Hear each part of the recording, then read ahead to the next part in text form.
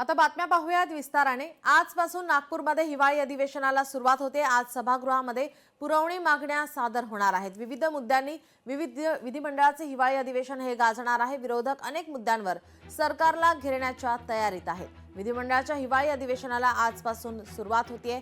8 डिसेंबर पासून आजची ही अधिवेशनाची सुरुवात। एक आठवडा हे अधिवेशन सुरू राहणार आहे। अधिवेशनामुळे संपूर्ण सचिवालयाचे कामकाज मुंबईहून नागपूरला हलवण्यात आले असून संबंधित विभागांनी बहुतेक तयारी पूर्ण केली आहे। दरम्यान दोन्ही सभागृहांमध्ये म्हणजेच विधानसभा आणि विधान परिषदेमध्ये अधिकृत विरोधी पक्ष नेता नाही। हिवाळी अधिवेशनाचे कामकाज समोर पहिल्या दिवशी आता शासकीय कामकाज आणि पुरवणी मागण्या सादर केल्या जाणार आहेत। शोकप्रस्ताव मांडल्यानंतर पहिल्या दिवसाचे कामकाज तहकूब होईल।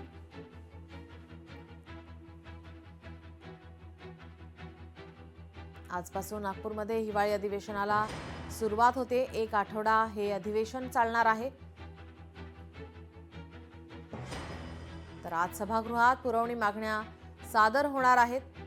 विविध मुद्द्यांनी या ठिकाणी सभागृहांमध्ये विरोधक सत्ताधाऱ्यांना घेरण्याच्या तयारीत पाहायला मिळतील।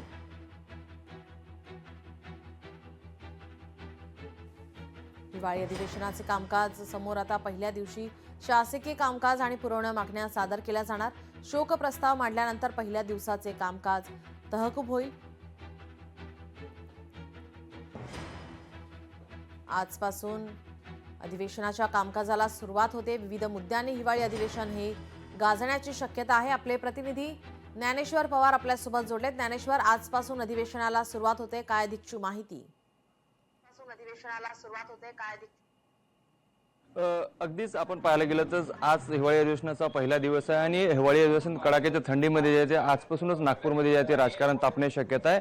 आज जवळपास 4 मोर्चे जे आहे ते विधान भवनावरती धडकणार आहे। सोबतच आज पहिला दिवस असल्यामुळे काही शोकसभा आणि त्याचबरोबर जे आहे ते पुरवण्या सादर केल्या जाणार आहे। जवळपास 1 ते 1:30 वाजेपर्यंत आजचं जे आहे ते विधान भवनातील कामकाज आटपून जाईल। त्यानंतर दुपारून मुख्यमंत्री आणि उपमुख्यमंत्र्यांचे काही महत्त्वाचे शहरामध्ये कार्यक्रम आहेत, त्या कार्यक्रमाला ते हजेरी लावतील। मात्र उद्यापासून खऱ्या अर्थाने जे आहे ते अधिवेशनाची खडाजंगी या ठिकाणी पाहायला मिळणार आहे। एकूणच सत्ताधारी असतील आणि विरोधक असतील यांच्यामधील जे आहे ते आरोप आणि प्रत्यारोपाच्या फेऱ्या उद्यापासून महत्त्वाच्या रंगणार आहे। आज पहिल्या दिवशी विरोधकांकडून पायऱ्यांवरती काही निदर्शने देखील जे आहे ते केली जाऊ शकतात। कालच मुख्यमंत्री आणि दोन्ही उपमुख्यमंत्री नागपूरमध्ये दाखल झालेले। काल मुख्यमंत्र्यांची पत्रकार परिषद पार पडली। त्यापूर्वी जर आपण पाहायला गेलो तर महाविकास आघाडी सुद्धा पत्रकार परिषद पार पडली, ज्यामध्ये त्यांनी सरकारवर गंभीररित्या जे ते आरोप केले आणि ते सगळ्या आरोपाला जे ते प्रत्युत्तर मुख्यमंत्र्यांनी आपल्या पत्रकार परिषदेतून दिलं।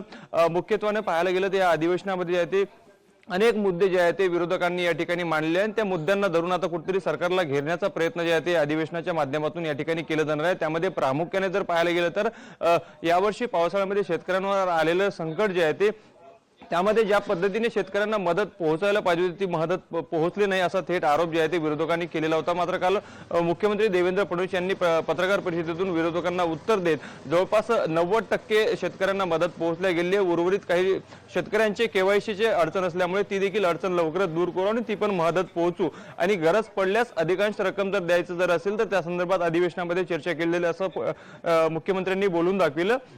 सोबतच राज्यामध्ये गाजत असलेलं पुणे येथील जमीन घोटाळा प्रकरण असेल, जे अजित पवार यांचे पुत्र पार्थ पवार यांच्याशी जोडले जात आहे, तर त्यावरून सुद्धा उपमुख्यमंत्री अजित पवार यांच्या राजीनाम्याची मागणी जी आहे ते एकंदरीत विरोधकांच्या माध्यमातून या ठिकाणी केली जाऊ शकते। सोबतच यावर्षी पार पडणारे जे हिवाळी अधिवेशन आहे ते हिवाळी अधिवेशनामध्ये विधान परिषद असेल विधानसभा असेल या दोन्ही सभागृहामध्ये जे आहे ते विरोधी पक्षनेताच अद्याप नेमला गेला नाही। त्यामुळे हा संपूर्ण अधिवेशन विरोधी पक्षनेतेविना जातो का असा देखील प्रश्न या ठिकाणी निर्माण झालेला आहे। काल पत्रकार परिषदेतून महाविकास आघाडीच्या नेत्यांनी या संदर्भात आपली नाराजी देखील व्यक्त केली की इतिहासात पहिल्यांदाच दोन्ही पक्ष सभागृहामध्ये जे आहे ते विरोधी पक्षाविना हा अधिवेशन पार पडतो आहे। त्यामुळे कुठेतरी विरोधी पक्ष लवकरात लवकर नेमणूक करावा अशी त्यांनी मागणी केली होती। मात्र सभापतींनी यावर उत्तर देताना यावर योग्य वेळी योग्य निर्णय घेऊ अशा पद्धतीचे उत्तर देण्यात आलेले आहे। मात्र अद्यापही जे आहे ते विरोधी पक्ष नेता नेमणार की नाही नेमणार याबद्दल जो संभ्रम होता तो संभ्रम अजूनही कायम आहे। त्यामुळे आज त्या संदर्भातही काही चर्चा होते का देखील पाहणं अत्यंत महत्त्वाचं असणार आहे। आजचा पहिला दिवस जरी असला तरी आज पहिल्याच दिवशी जे आहे ते विविध मागण्यांना घेऊन जवळपास 4 मोर्चे जे आहे ते विधान भवनावर धडकणार आहेत, तर 2 जणांनी जे आहे ते आत्मदहनाची इशारा या ठिकाणी दिला आहे आणि काही धरणे आंदोलन देखील या ठिकाणी होणार आहे। त्यामुळे नक्कीच आजपासून जे आहे ते राज्याचा संपूर्ण कारभार पुढील 8 दिवस उपराजधानी नागपूरमधूनच हाकला जाणार आहे। त्यामुळे आजचा पहिला दिवस आहे आणि आज कशा पद्धतीने अधिवेशनामध्ये एकंदरीत विरोधक आपली भूमिका मांडतात हे देखील पाहणं अत्यंत महत्त्वाचं असेल। जी नक्कीच आपण पाहतोय की विरोधक अनेक मुद्द्यांवरती आता सत्ताधाऱ्यांना घेरण्याच्या तयारीत आहेत। आज पहिल्याच दिवशी 4 मोर्चे धडकणार असल्याचं आपण सांगताय। कोणकोणते संघटना मोर्चे निघणार आहेत आणि आणखीन मागणी सुद्धा मागण्यात आलेली होती मोर्चे काढण्यासाठी, तर किती संघटना मोर्चे काढणार आहेत त्या संदर्भात काय माहिती आहे? नक्कीच आतापर्यंत जवळपास 50 मोर्चांची परवानगी जी आहे ते पोलिसांकडे मागण्यात आलेली आहे आणि आज जे प्रमुख 4 मोर्चे निघतात त्यामध्ये प्रामुख्याने पाहायला गेलं तर एक बीड जिल्ह्यातून संघटनेचा जे आहे ते मोर्चा या ठिकाणी निघणार आहे, ज्यामध्ये दिव्यांग बांधवांच्या विविध मागण्यांना घेऊन हा मोर्चा निघणार आहे। यशवंत स्टेडियम ते गणेश टेकडी परिसरापर्यंत हा मोर्चा धडकणार आहे आणि त्या अनुषंगाने जर पाहाल तर पोलिसांकडून चोख व्यवस्था शहराच्या 4ही बाजूने करण्यात आलेली आहे।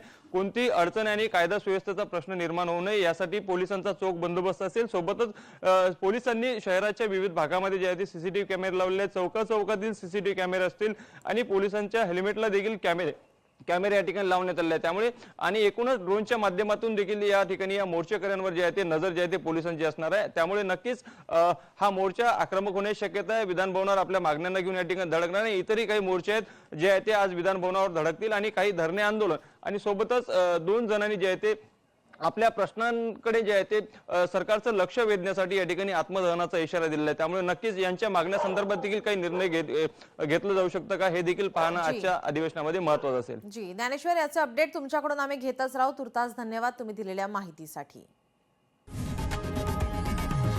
लोकशाही मराठी ऐका, पहा, जागरूक रहा।